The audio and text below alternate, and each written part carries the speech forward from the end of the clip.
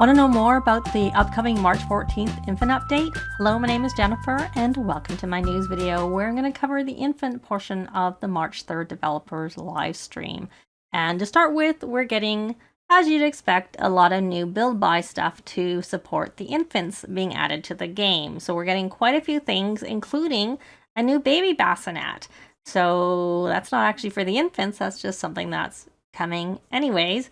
We are also getting some more decor that's suited for infants, including 2 new rugs with different patterns, a new bookshelf for the wall, and I noticed an option on it to read to children, which isn't on bookcases currently.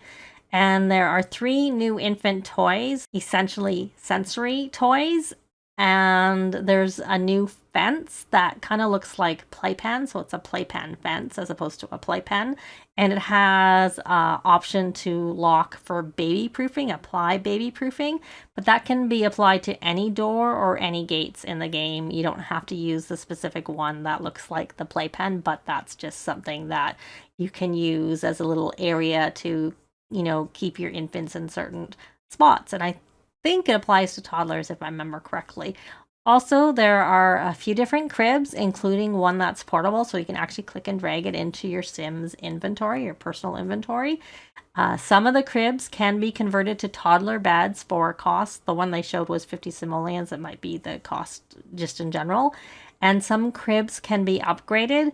The one upgrade they showed, I don't know if it's the only upgrade, but the one they showed in the live stream was a mobile that you can add, and there were 2 variations. One was birds, I think, and one was space themed, and that was kind of it. What they didn't show is there is no changing table in the base gamer. They didn't show one, so it didn't look like there is one. There is one with the pack, but this is about what's coming in the base game update, so we're going to talk about that. So another thing new is the ability to have a science baby. So essentially your Sims can now have their baby on their own or with another Sim, but it's an option on the phone, and if they have it with another Sim, they need to have at least a friendly relationship with the other Sim, or they can also just have a romantic relationship with the other Sim. It costs 1,200 simoleons, and the Sim initiating it will leave, and when they come back, the baby will be on the lot. And it seems like how adoption works. So Sims will not experience pregnancy when they use this science baby option. And speaking of babies, they're also actually getting an update. So currently the game only uses 3 skin tones for babies, which I never actually realized. And that's probably why the baby skin tones obviously don't match the parents, because there were only 3 skin tones to choose from. Now they're going to get like the full gamut of all the skin tones available. They can use them for the baby, so they should now be, based on the parent's skin tone. Babies will also get eye color, which they currently just have, they don't. So their eye color they get as babies will reflect what it's going to be when they're older. And their movements have changed to make them seem more like newborns. So the baby life stage will be shorter. Other life stages have been extended so that the Sims can hopefully be around to enjoy the grandkids.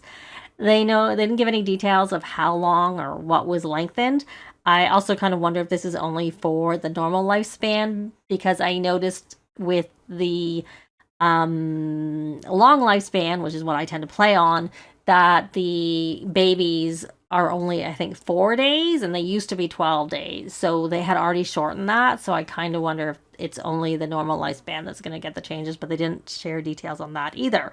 So the menu on the baby has been reorganized to have care interactions in one place, as opposed to just, change diaper, feed the baby was like all over it.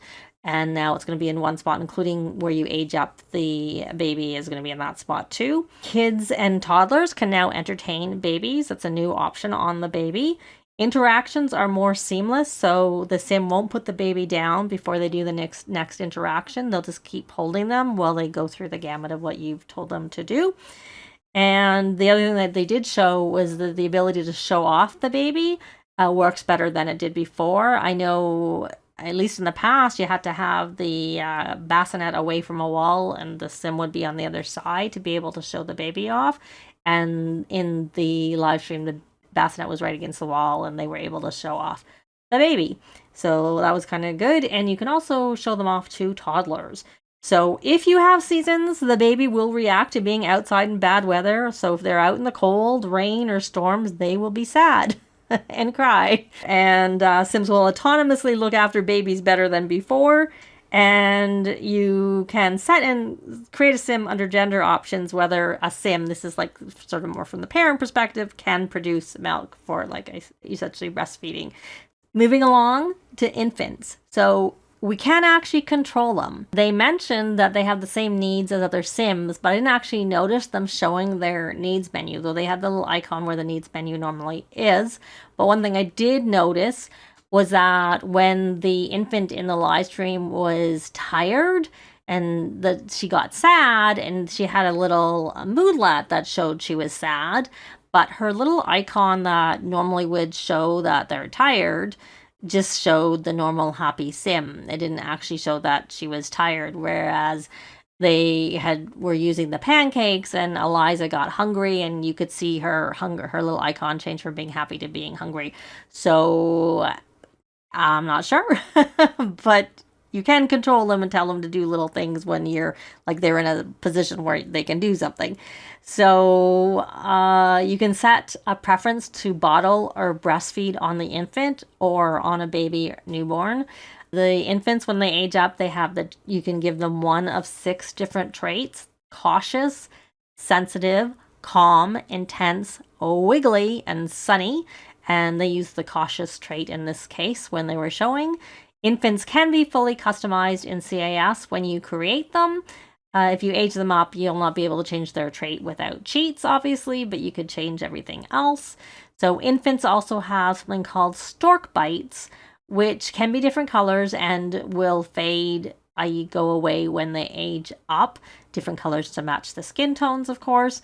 However, we are getting birthmarks for all ages, which also have those same different colors to go with different skin tones, as well as stretch marks and C-section scars, which The Sims previously tweeted about, and I have a separate video on which I will. I have a blog post, which that is linked on, and I'll link that blog post down below, so it's essentially a write-up of everything I'm saying here. So also, infants will have something called attachment. A well-cared-for infant, i.e. Sims are caring for the infant and spending time with them, will not get as upset about waiting as they know their needs will be looked after. However, an infant who hasn't had their needs met in the past will be extra sad about waiting for their needs to be looked after. So when infants age up to toddler, they can age up with one of the following 3 traits depending on how well they were looked after. You can have happy infant for a sim that formed a good bond and therefore trusts that Sims have good intentions. You have top notch, which I think sounds like it's better because you've got happy toddler and top notch toddler. But top notch infant. And if they were well cared for, if they were very well cared for, they mean they also trust their caregivers specifically.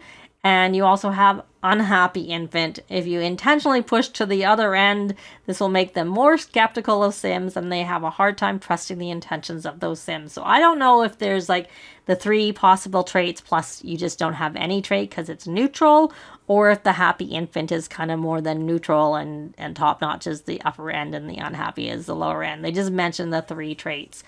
So they also showed the interaction about using the high chair, which has been fixed for infants and toddlers, or will be fixed in the update. It did look like it worked better with the infant, and also in the growing together part of the live stream, there was a toddler and they were in the high chair and it didn't seem like they were taking them in and out.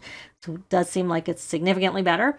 So anyways, there was a different selection of baby foods you can feed your infants. So I'll show like a little video clip, but it didn't actually show all of them. It looked like there were maybe a few more that were missing. And infants will either like, love, be unsure, or dislike a new food.